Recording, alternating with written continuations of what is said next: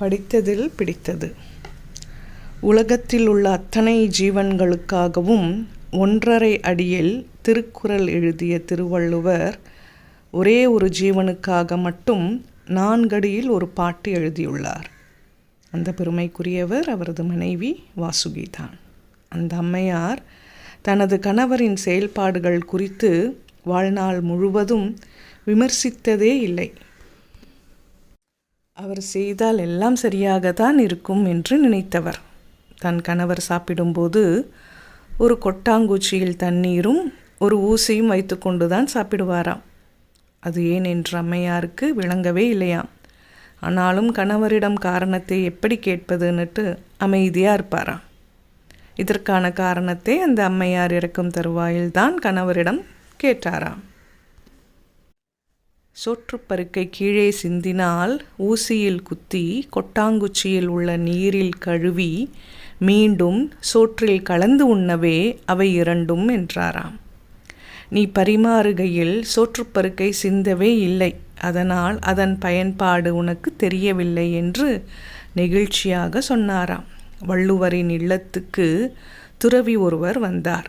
அவர்கள் இருவரும் பழைய சாதம் சாப்பிட்டனர். அப்போது வள்ளுவர் வாசுகியிடம் சோறு சூடாக இருக்கிறது, விசிறு என்றார். பழைய சோறு எப்படி சுடும்? அந்த அம்மையார் கேள்வியே கேட்கவில்லை, விசிற ஆரம்பித்து விட்டார். இப்படி கணவருடன் வாதம் செய்யாமல் விட்டு கொடுக்கும் மனப்பக்குவம் கொண்டிருந்தார். அந்த கற்புக்கரசி ஒரு முறை கிணற்றில் தண்ணீர் இறைத்து கொண்டிருந்தார். வள்ளுவர் அவரை அழைக்கவே கயிறை அப்படியே விட்டு வந்தார். குடத்துடன் கூடிய அந்த கயிறு அப்படியே நின்றதாம். இப்படி ஒரு மனைவி கிடைத்தால் அந்த கணவன் கொடுத்து வைத்தவன் தானே. அந்த அன்பு மனைவி ஒரு நாள் இறந்து போனார். நெருநல் உளனொருவன் இன்றில்லை எனும் பெருமை படைத்து இவ்வுலகு என்று ஊர்க்கே புத்தி சொன்ன அந்த தெய்வப் புலவரே மனைவியின் பிரிவை தாங்காமல் கலங்கிவிட்டார். நேற்றிருந்தவர் இன்றைக்கு இல்லை என்பதுதான் இந்த உலகத்திற்கே பெருமை என்பது இந்த குறளின் பொருள். ஆக தனது கருத்துப்படி அந்த அம்மையாரின் மறைவுக்காக பெருமைப்பட்டிருக்க வேண்டிய அவர் மனைவியின் பிரிவை தாழாமல் அடியிற்கினியாளே அன்புடையாளே படிசொல் தவறாத பாவாய் அடிவருடி பின்தூங்கி முன்னெழும்பும் பேதாய் இனிதாய் என் தூங்கும் என் கண் இரவு என்று ஒரு 4 வரி பாட்டெழுதினார்.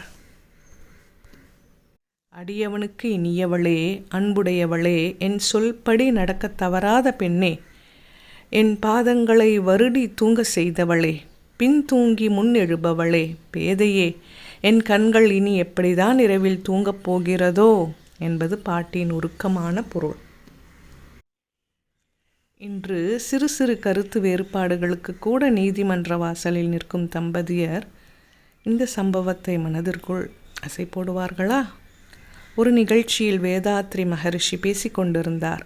அதாவது இல்லற வாழ்க்கை சிறப்பாக அமைய விட்டு கொடுப்பது, அனுசரித்து போவது, பொறுத்து போவது ஆகிய 3 பண்புகளை பின்பற்ற வேண்டும் என்றார். அப்போது ஒரு பெண் எழுந்து, விட்டு கொடுப்பது என்று பொதுவாக சொல்கிறீர்கள், யார் விட்டு கொடுப்பது? கணவனா மனைவியா? பிரச்சனை அங்குதானே ஆரம்பிக்கிறது என்று கேட்டார். அதற்கு வேதாத்ரி மகரிஷி பதிலளிக்கையில், யாரிடம் அன்பு அதிகமாக இருக்கிறதோ, யார் அறிவாளியோ அவர்கள்தான் முதலில் விட்டு கொடுப்பார்கள், அவர்கள்தான் அனுசரித்து சொல்வார்கள், அவர்கள்தான் பொறுத்து போவார்கள் என்றார். உங்கள் வீட்டில் இனி யார் விட்டு கொடுத்து போவது என்பதை நீங்களே முடிவு செய்து கொள்ளுங்கள். இருவரும் அறிவாளியாக இருந்தால் அதுவே கோவில்.